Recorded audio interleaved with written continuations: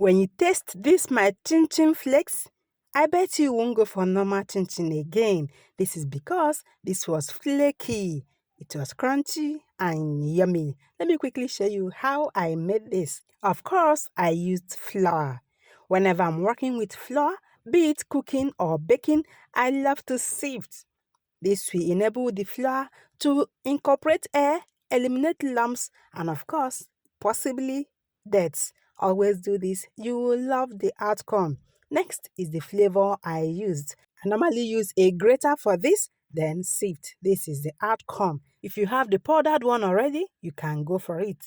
Next is the sugar. This is followed by the powdered milk I used. If you would be using liquid milk, be careful with water. In one of the recipes I made for my short videos, I used onion powder. It was delicious. You can use any flavor of your choice. Here is a pinch of salt. Once all of these are in this bowl, I'll give this a nice mix. Here are all the dry ingredients. Mix, mix, mix until everything is well incorporated. Next is the margarine I used. You can also use butter. Once this is added to the ingredients, I will use my hands to rub in. Rub in until everything is well combined. It will be like breadcrumbs. Then add water. This water should be added gradually and then mix. The mixture will be lighter than chin-chin dough. Once you get to this point, you are on the right track. Transfer this to a work surface and then I will be using my knife to cut this into 3 equal parts.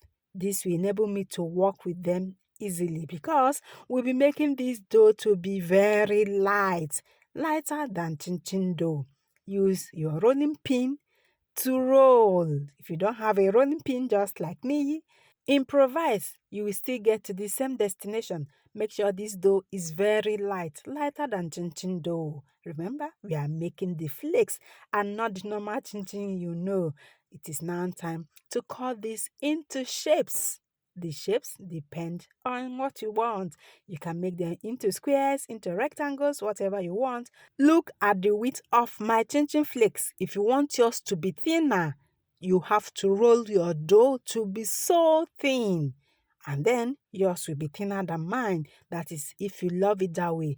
This is how I love mine and I made it just like this.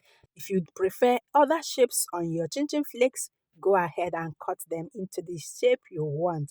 Next, it is time to fry this. You can see this is not wasting much time. Once the oil is hot enough, I simply jam-packed this and added them into the oil. Then stir. You don't have to be scared that this will be gummed together. Once you add them into the oil, stir, everything will be separated. Look at that.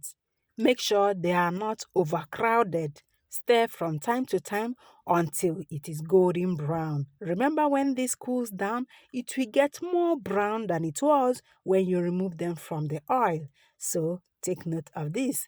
Look at what I did again. I simply added all of them into the oil, then stir. This way, all of them will be separated without gumming into each other. Once that is golden brown, I will take it off the oil. Look at that. When you taste this, I bet you won't eat the normal chin-chin again. You will be going for the flakes. This was flaky. It was crunchy. It was yummy. If you would want yours to be slimmer, make sure you roll out your dough to be very light and then cut into your desired shape. Thanks for watching, guys. We'll be making this recipe. When you do, let me know if you love it. I will see you in my next one. Bye-bye.